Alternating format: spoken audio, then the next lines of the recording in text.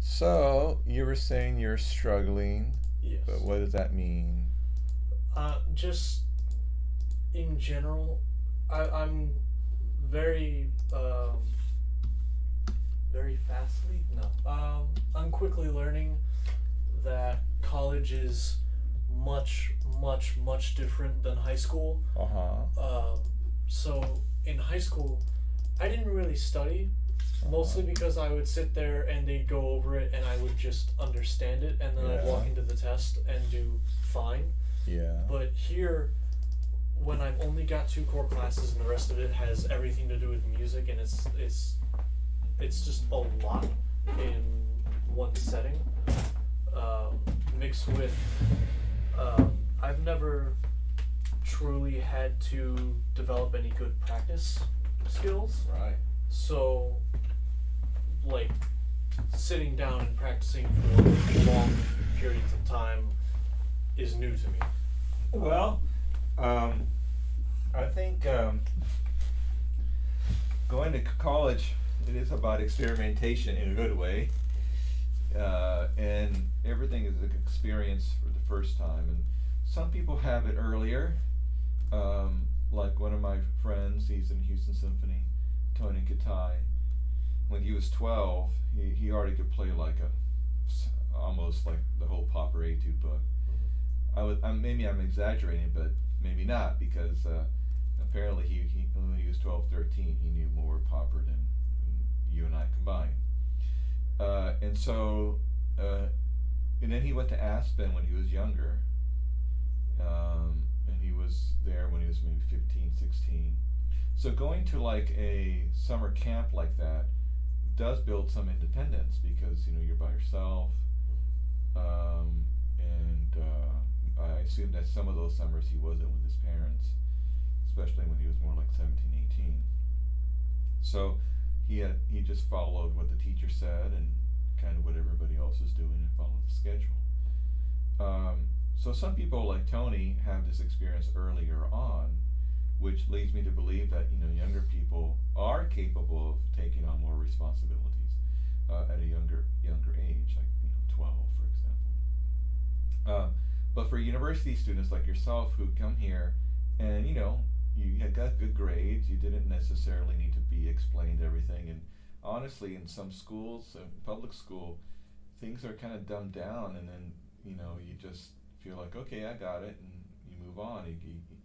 There's they're teaching for these tests and things, and then if you do well in your SATs and you push yourself, you probably can go to Ivy League school, and then there is a different path. Um, but anyway, I digress. But what I really want to say is when we come here, it is an experience, a first time for a lot of us. So what you need to do is, I would suggest the following. One is have a journal where you just jot down like one thing, like, oh, that didn't work.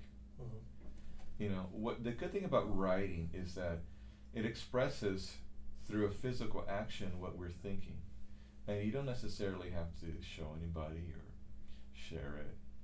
You don't have to even try to understand it too deeply in a way. You just do it, so that you can at least have a reference of like what is, what you're dealing with, and compare it to yesterday, uh, what happened last week, for example. So I would suggest the following: figure out a schedule. If that doesn't work, tweak it, but tweak it little by little. I'm already having to tweak it. And so, how do you practice? Like, do you have a whole chunk of time of practice, or you spread it out? Um, Previously, I've been practicing kind of all at once, closer to night, but I've found that I keep taking time out of my practicing to do other things. Um, so I've also noticed that I have a significant amount of time throughout the days for the most part.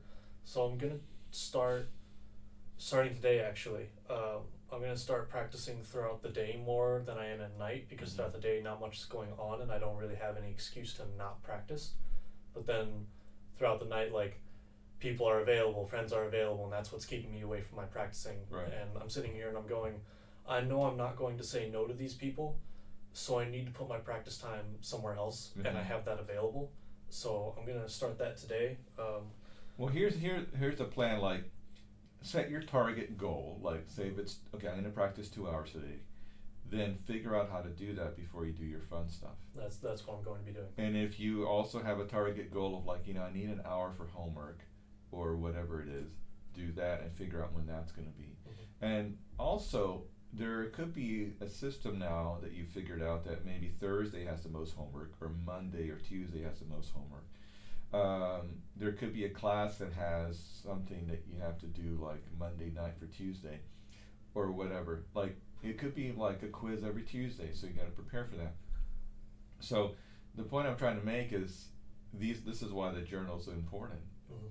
You could just jot down some notes, and it's not even an official journal. If just write in notebooks like, must, eat dinner at 6 on Mondays, because that's I have timers set for a lot of things like that. Yeah, the timers are good. Okay, so that's the basic thing, is meaning you're tweaking, you're getting, and leave some space in there. Because there are some days, for example, toward the end of the semester, we have the holiday concert, and we have these extra rehearsals. You got to go to the Woodlands on a bus, and it's kind of like a field trip thing where everything gets canceled. You know how it is. And so leave some space in there for like anomalies. And so, it doesn't happen often, but there could be that moment where you need it. You need that space. So what else about your practice you say you're going to do this week that's different? I want to change up how I practice, because what I've been doing the entire time that I play cello is, if I have a sticky spot or something I need to practice, I just drill that thing over and over again, and just kind of slog my way through until it's, I guess, satisfactory for, like, from when I started to where I stopped, and then just do that for days on end, and then I get really just tired of it. And then, like, in high school, I'd have points in time where I just wouldn't practice for a week because I just hated the music, because I'd sit there and just drill the entire thing over and over again. So I want to change that up on how. Well, here are a couple of things to consider, and we've talked about it a little bit, but let's make it clear. Traditionally, practicing slow to fast is what a lot of people do. Play with a slow metronome, marking.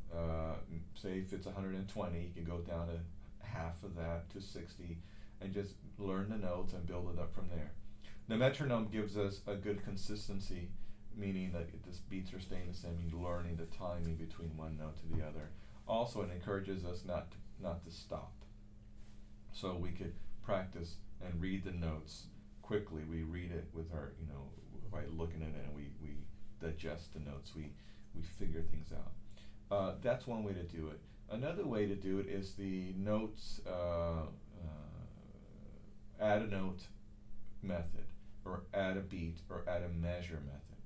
The add a note method is like, okay, let's look at a passage, and there's all these notes that go blah, and the last note's here. Well, can you play all this stuff? Well, maybe not, but you can play the last note, right? Can you play the note before that? Okay, so now you have a D flat in the last note, and you have a C right before it. Okay, da-da, D, whatever it is.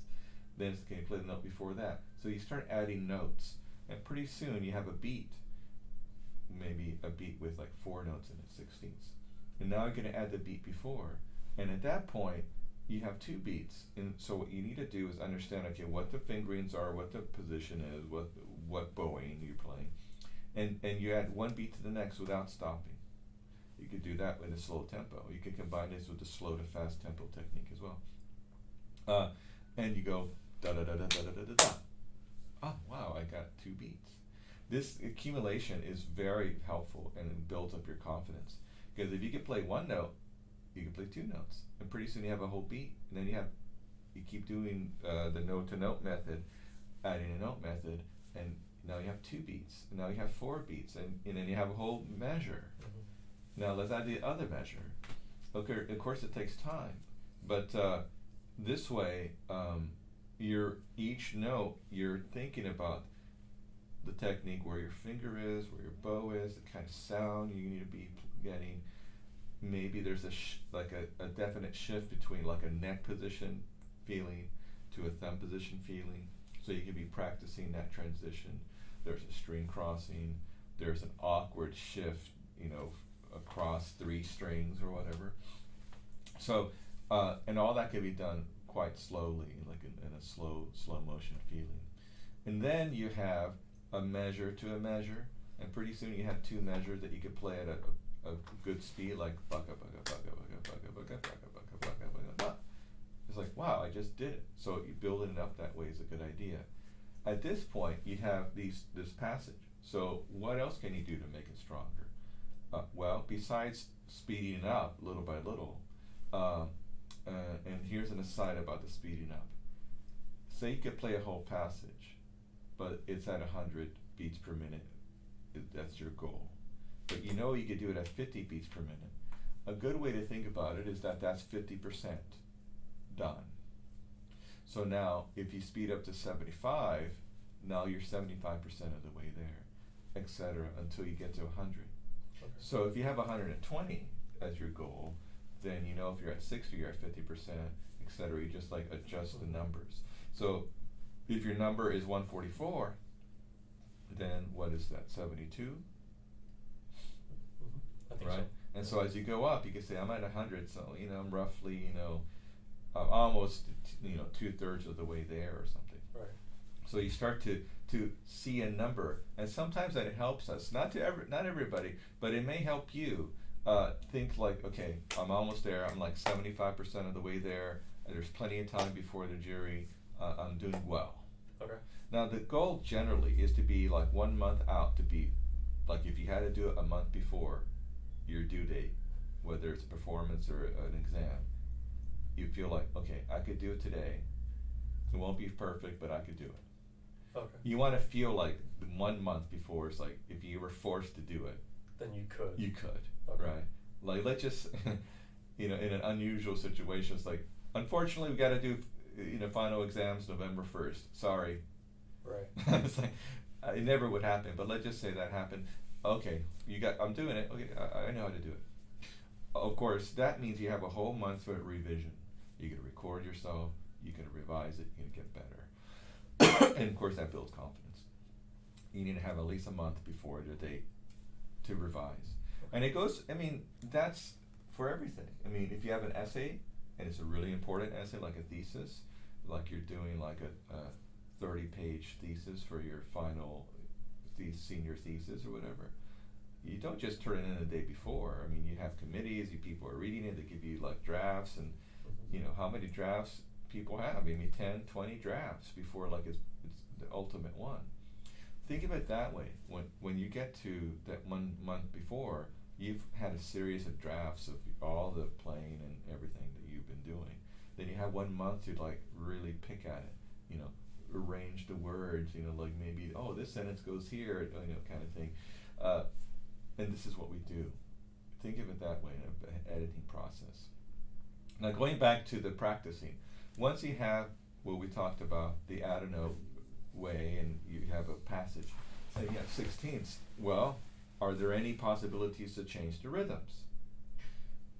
Any possibilities to change the bowings?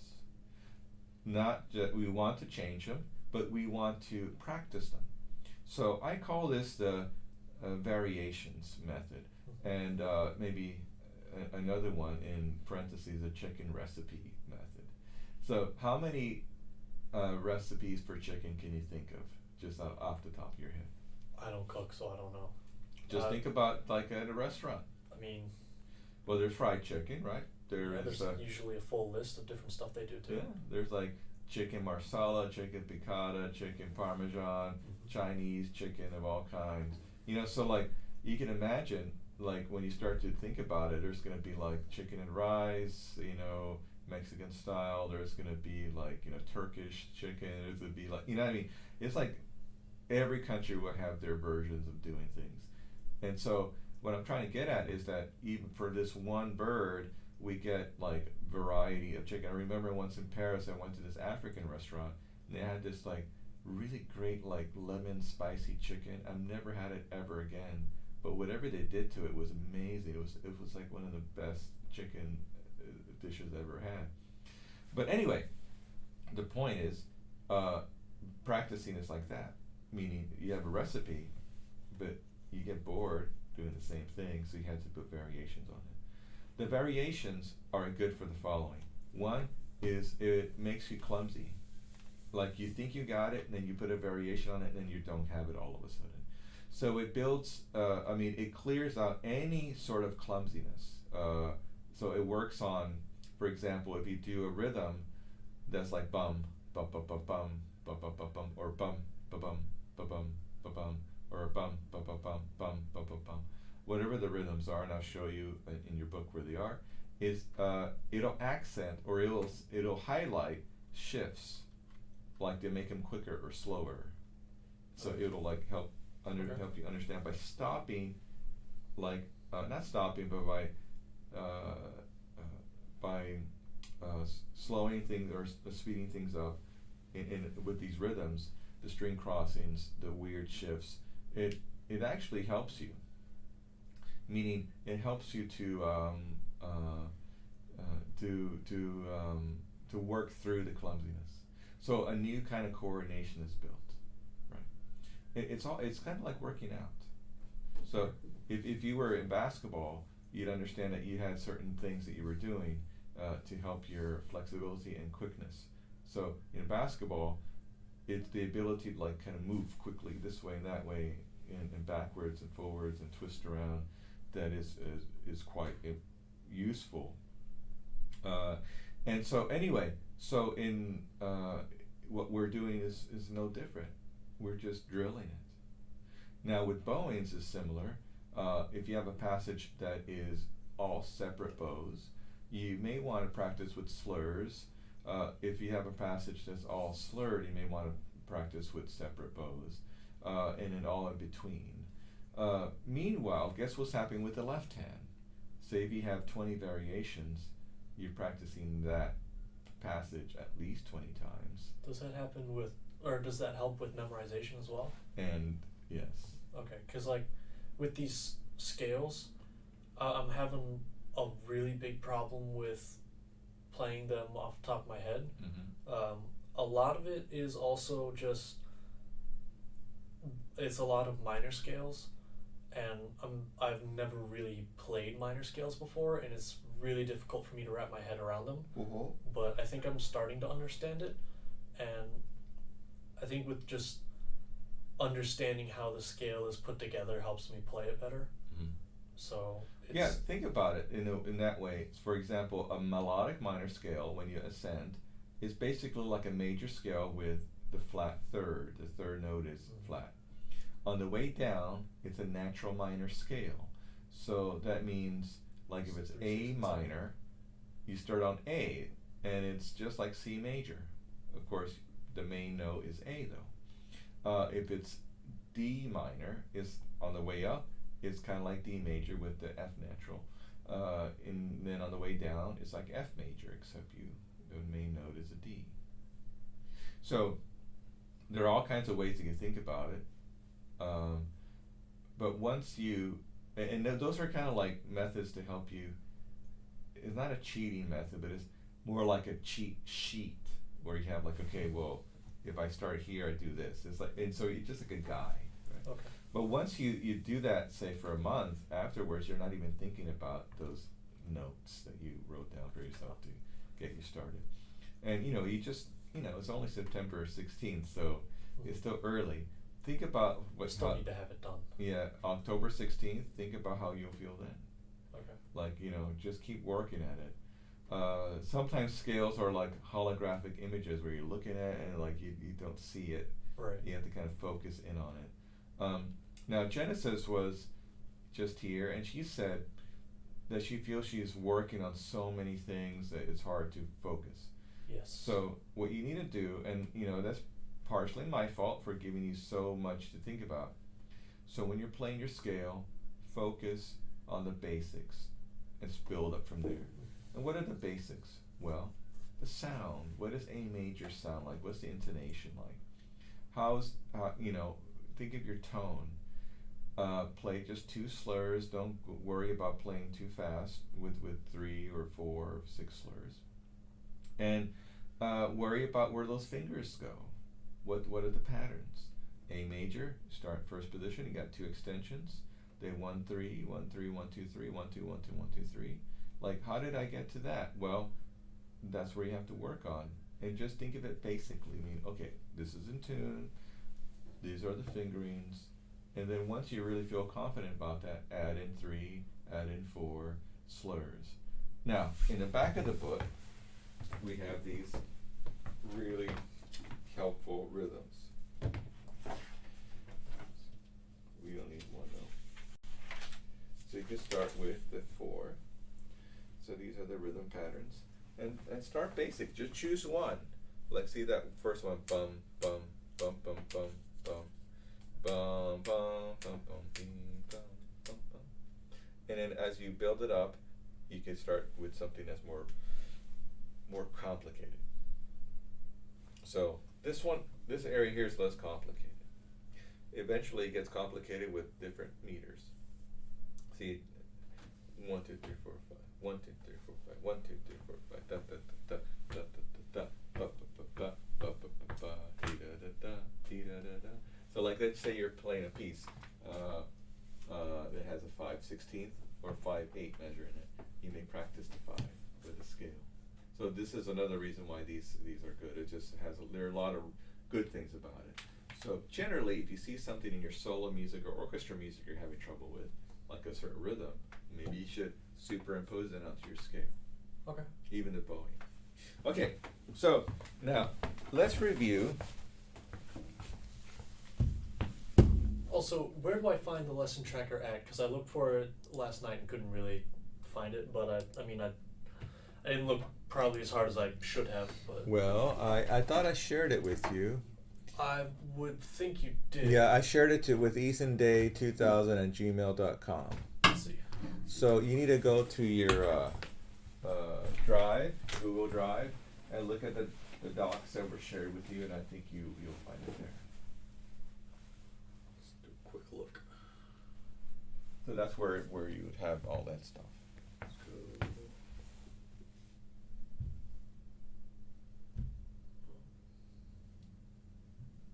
Uh-huh. You find it? Yes.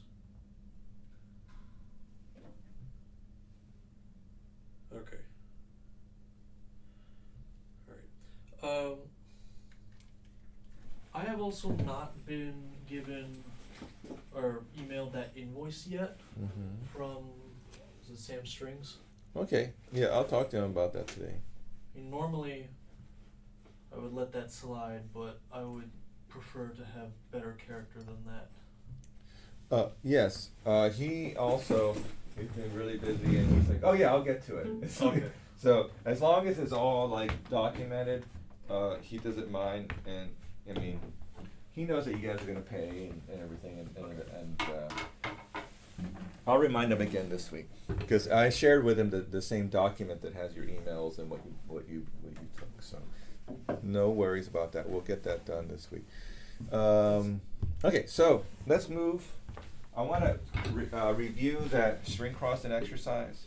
Okay. Now, what we're doing with all these little exercises is building up a little routine. So take all these exercises we do and start building up. Like this string crossing exercise could be like 3 or 4 minutes. And then after you tune, you can start with this. And we're going to build it up with different kinds of exercises you could do with the bow, only open strings. It could even lead up to like 10 minutes of practice of just open strings. After that, you start with your scales, and that could be a good 20 to 30 minutes. And then after that, you have the rest of that to work on your repertoire, which could be part solo, chamber, and orchestral. So we were talking about how to move across the strings without doing too much of a jagged and rough movement. So watch the following. Each string has 3 sides to it, I guess you could say. We have the right side, the top, and then the left side. On the C string, you could say you have the the C bout side, which is, over here, almost touching the cello. And then you have the top, and then you have the G string side. On the G string, we have the C string side, the top, and then the D string side. On the D string, we have the G, and then the top, and then A string side. On the A, we have the right, or the D string side, the top, and then we have the bout side, or the cello side. So we have to learn how to navigate through that. If we navigate late and quickly to the next string, we can cause a little accent like this. Now, if you have an accent there, or you want an accent there, like the music calls for it, or you'd rather have an accent there, that's fine. That's totally fine technique. The problem comes when we have no accents, or you're accenting in the wrong place, for example. Right. That's not what the music calls for. So the music has a hierarchy, generally. Music has a hierarchy of beats. So the first one and the third one are stronger than the second and the fourth. And also, we don't, and it's just a basic rule. It's not always there. It's not, don't say that every case that is there. It's just a basic one. But it does help us have a pretty smooth technique that's legato and connected, especially when we need it. The other one is that we shouldn't accent shifts, if just because they're shifts, or string crossing just because they're string crossings. In other words, your shifting and string crossings doesn't always line up perfectly with the first beat of a measure, or the first of the 4/16. Have you been taking piano? I've taken, really at this point, one class of piano. And are you taking class piano now? Yes. But when you're crossing over with your thumb, sometimes the thumb goes thumb, Mm-hmm. So the thumb is really strong. So part of what we do in piano is to also smooth out that shift, that position change, so that it's not like like this. The thumb is as strong as possible. So this is what we're doing here. Now let's move on. So place your bow on the string at the frog, and so it's going to be on the right side of the string, so almost like touching or going towards the cello. And let's do this silently. Move over to the top. Now you're closer to the G. Now you're on the G. Now let's add in a movement like this. Don't worry about the tempo, just whatever happens, happens. So a little bit lower. Yeah, so meaning your bow's on the C bout side. Go. Right, so your arm is going up, but you're also going forward slightly. Can you try it?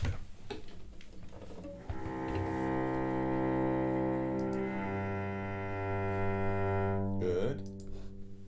Next. This time keep going on the same bow, all the way to the D.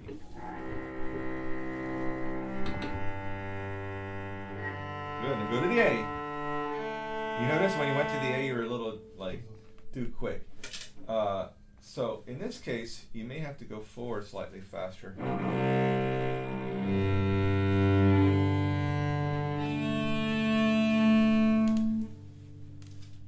We established last week that there's more space between C and G, and a little less on D and G, and then a little less on the last two strings. So what you're learning is just how to combine that speed and distance in this dimension. Right.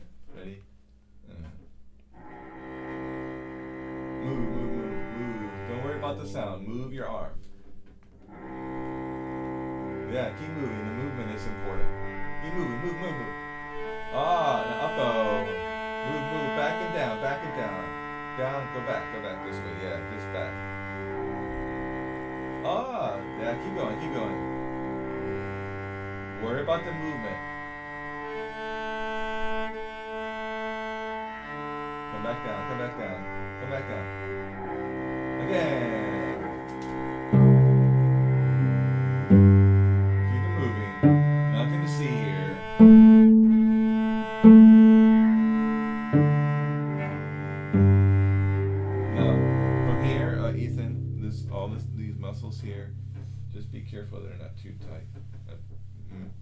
like you're elongating, and it's hard for you to elongate because you're already tall and lanky and long arms. But just as much as you can, feel like you relax and you're elongated. Does it feel tight right there?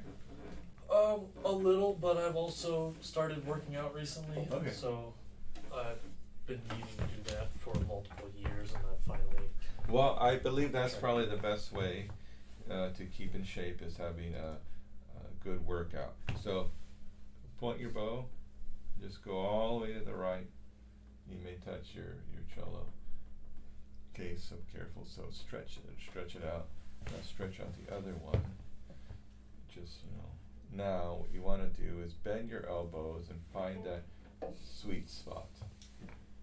That feels different, doesn't it? Yes, it does. Yeah, and you look better too. I think you're kind of like this because you feel like, oh, I'm too far away. Embrace what you can do. Embrace your body. Be as natural as possible. Stretch it out. Do it again. Elongate. And I want you to feel like you're kind of like going to your right and stretching more, and going to your left and stretching more, like as if like two people are trying to stretch you apart in a good way. Mm-hmm. And it's not torture here. And elbows, and just come back. Isn't that easy? Yes. Yeah. The cello is like the one, I guess, place where I'm physically uncomfortable a lot. Because, like, I'm too tall for most areas, like buses and planes and standard cars, and just moving around. That's why you got to make a lot of money and then go first class everywhere. Yeah, that's probably who's making that money. But, like, I have a friend who's my height, except she's the most I can't remember the word, clumsy. Like, she's one of the most clumsy people I know, because she's just not used to her body because of just how tall she is. If she were put in a body that was like, I don't know, 5'4", perfect, and she'd stop falling up steps and all that stuff. But like it's just because falling up steps. Yeah, it takes talent for that one. But it's just she just has a lot of comfortability issues because she's just not used to moving around with a lot of. So what you just did there is a really good thing. Just stretch, and then feel that as much as you can stretch feeling. Bend your elbows while keeping your shoulders in the same position. And then realign if you need a little more alignment with the shoulders. Now. That feels a lot better than before. Yeah, it's awesome because you were crouching a little bit. Now let's do the opposite way. So, and keep moving, keep it moving. And down. So here, see, I'm at the frog. So when you're doing this passage, this exercise, try to use as much bow as possible, and then go all the way to the down bow, and almost touch it. Basically, you can touch the cello, just like say hello, and then you don't necessarily touch, but you're almost there. Ready, go. All the way down. So this is also a very soft way of warming up. You're just moving your arm nice and slow, stretching it out nice and slow. And I recommend that because you guys practice a lot of orchestra and practicing a lot, and so warming up is much. Yeah, and you need it. You need to stretch out. Okay, next, we're gonna build up these exercises later. I'm gonna show you guys in studio class another exercise that comes from the Fritz Mogg book, which is.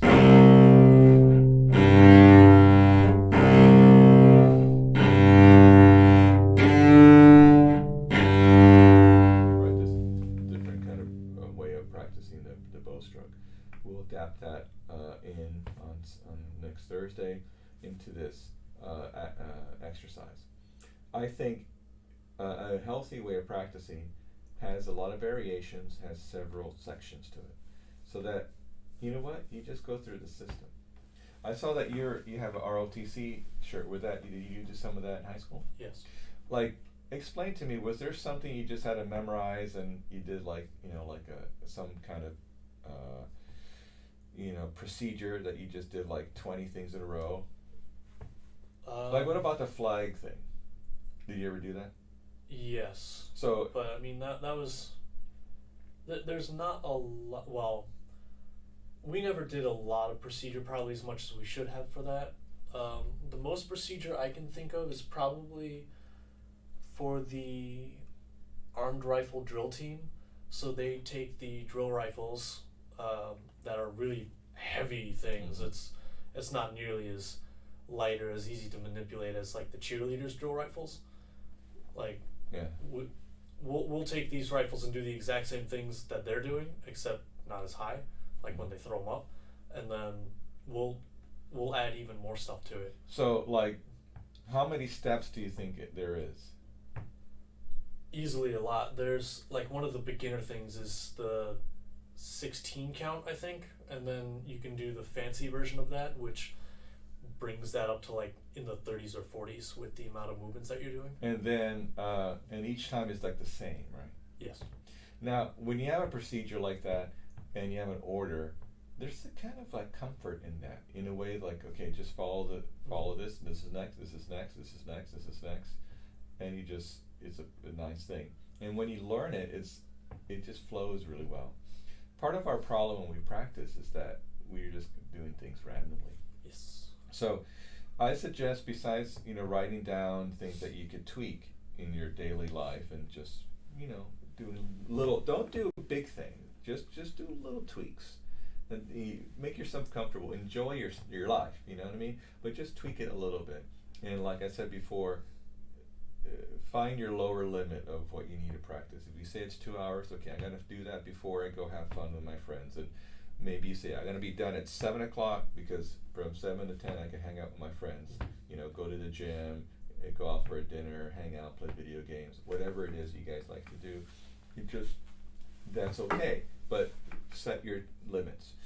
But the procedure, maybe you should write down. It's like, I'm gonna do the bowing exercise, 2 minutes. I'm gonna do. Pretty soon we're gonna have like 10 minutes of bowing exercises. So maybe you say 10 minutes of that. Open strings only, and that can include like 1 minute tuning or 30 seconds tuning, whatever you think.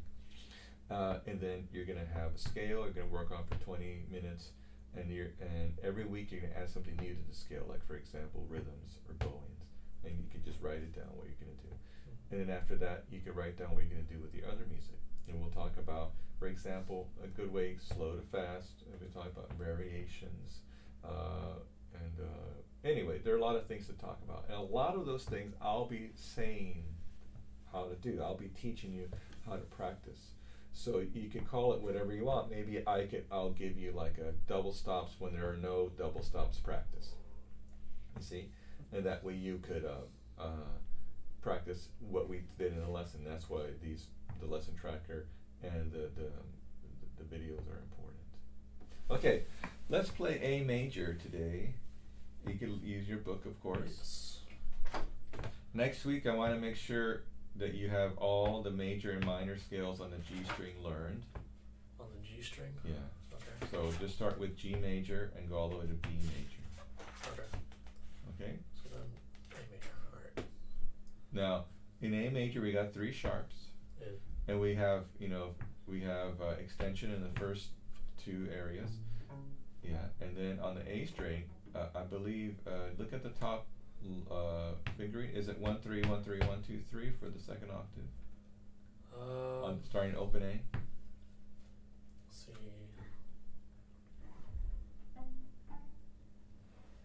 Oh, that's in thirds.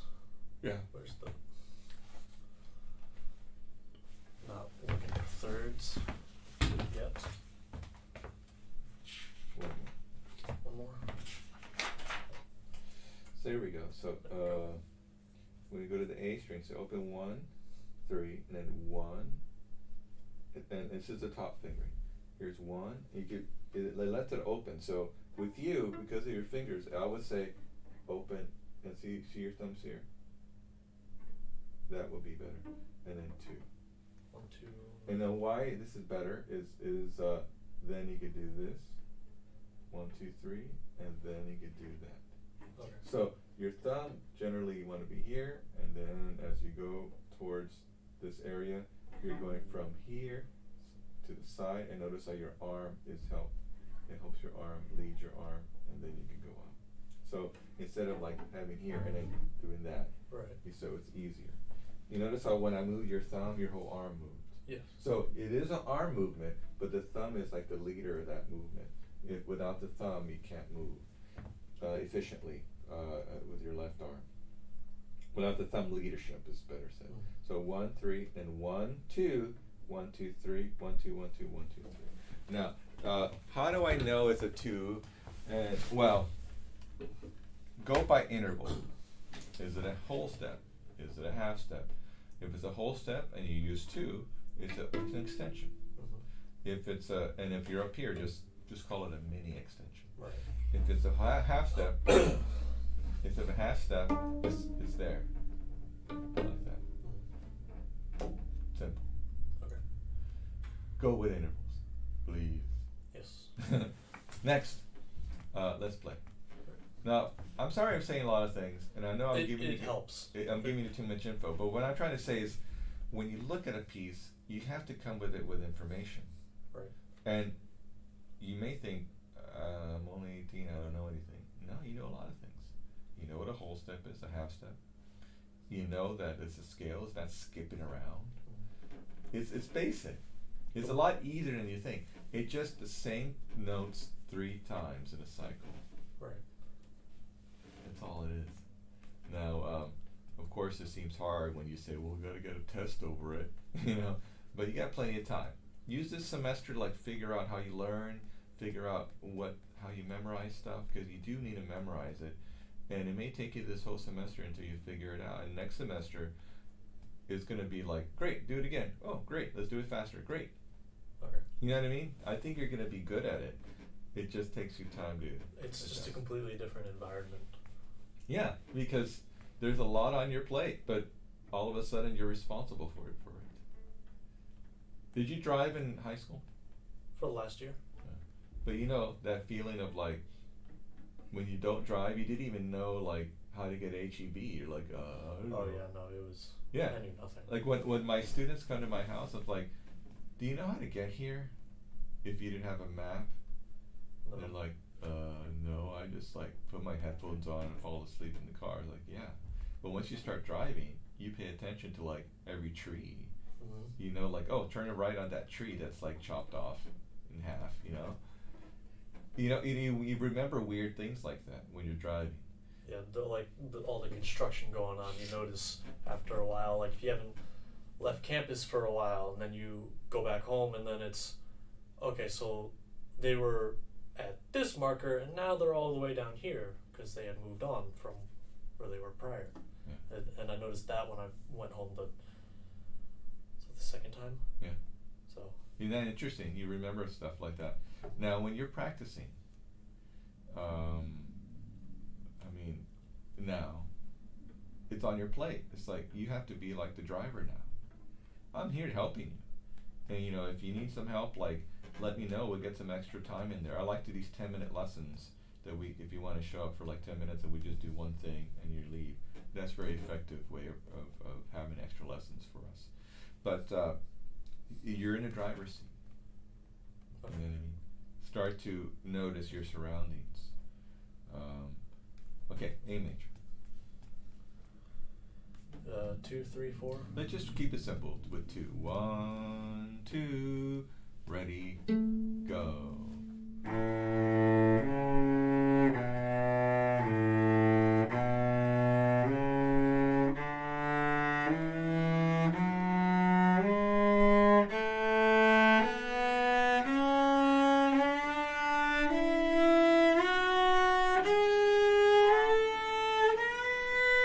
Play by the bridge. By the bridge. Freeze. Now, your thumb, when thumb position, is behind the first finger, most of the time a whole step. Next is half steps in the upper position are really, really close. So play your third finger, A. Notice how that's sharp. You think it's really close, but you actually have to kick out your second finger, lift it up, and then put your third finger closer, almost underneath where second finger was. So. Oh wow. Yeah. Now, besides that, we have a harmonic there in A. Let's play A. So you can check with the harmonic. Now, watch closely what my fingers do. This lifts up, out of the way. Okay. Now, if I don't do that with my fat fingers, I'm going to get almost a B flat. I think it's a half step. My fingers are touching, even they're touching right at the bottom, but it's not good enough. I'm going to move it out of the way. And then sneak it back in, see? Yes. Bum, bum, bum, bum. Okay. Bum, bum. Let's practice those three notes. That's my dad on the guitar. He's got sausage fingers and pulls off chords that normal people can't do. And they go, "How do you do those chords?" And he goes, "I just take my fat finger and just bar it across." And they go, "What?" Yeah, So- right. Okay. So let's play a sad version of Hot Cross Buns here.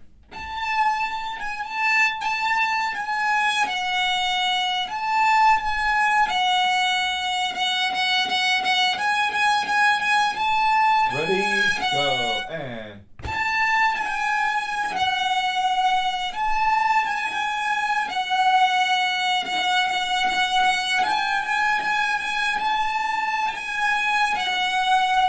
Wow, that is like right there. Yeah. You do it by yourself. Keep your What? thumb. What does your thumb do in thumb position? There's two things to think about. It can act as the nut, or you can use it as just an extra finger while you're playing. That's correct.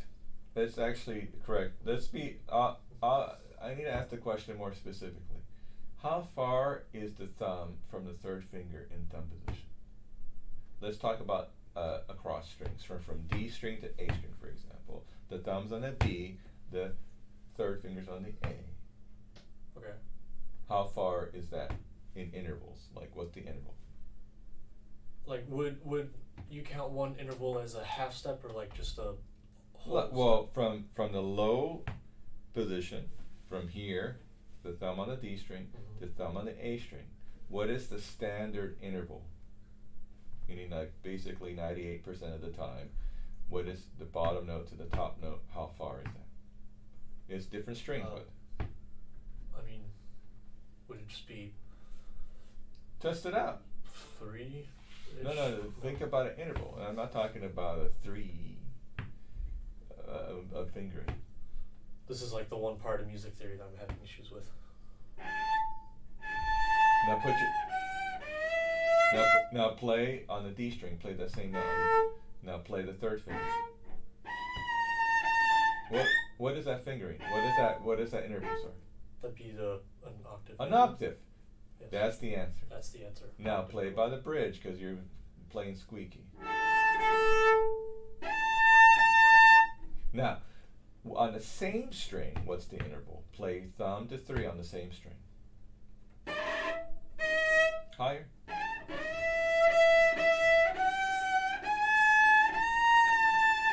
You gotta kick it out.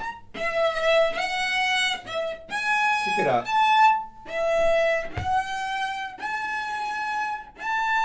Your first finger's also a little sharp. Besides playing by the bridge, on the A string you need more bow speed.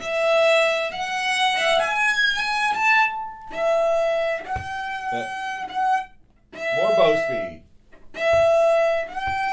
First finger's too sharp. First finger's too sharp. Go. Kick it out. Yeah. Even more bow speed.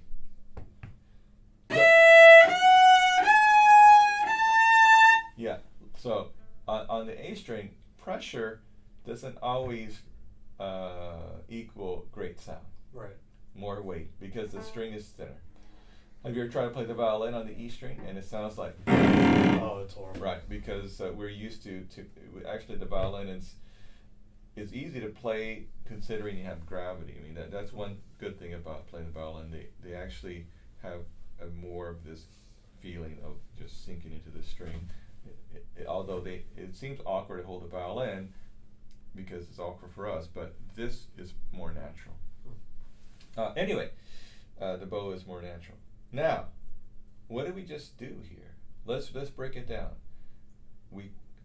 You didn't play up in the thumb position well, so we established what the thumb position position is. I mean, the actual location of the notes.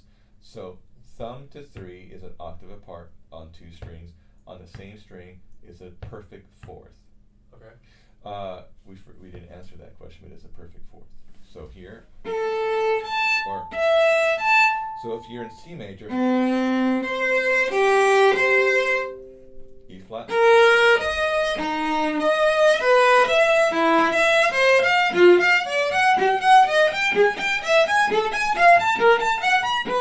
So it's can be an octave or a fourth.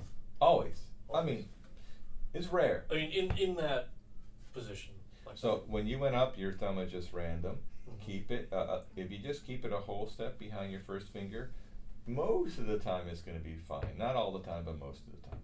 Okay. And so that's a good standard way of just thinking about where your first thumb's going to go. I need to reevaluate my thumb position then. Yep. And one reason why you're having trouble is because your thumb is over here and causing tension, where it could be just behind the first finger and in that octave position and being part of the group instead of being outside like that. Okay. And we learned that half steps are really close. Yes. So then we took our hot crust buns, which is a really good practice technique for anything, and we just discovered that we could do a sad version, and we could play Mary Had a Little Lamb, a Little Sad Lamb, you know.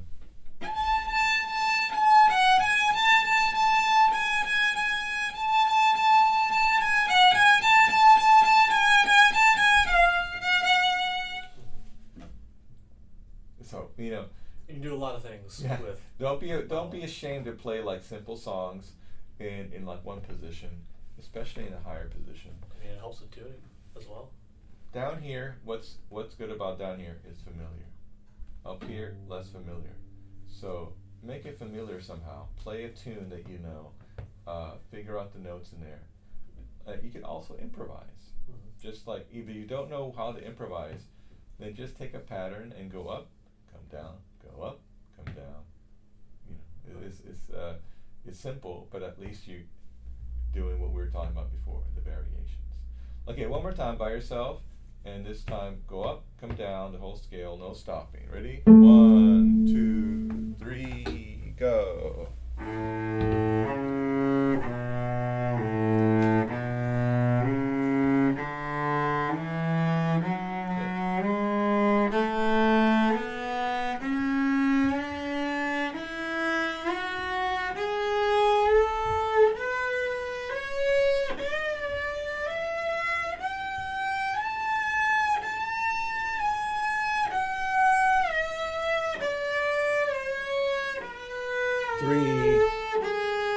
Watch your thumb. Move your bow.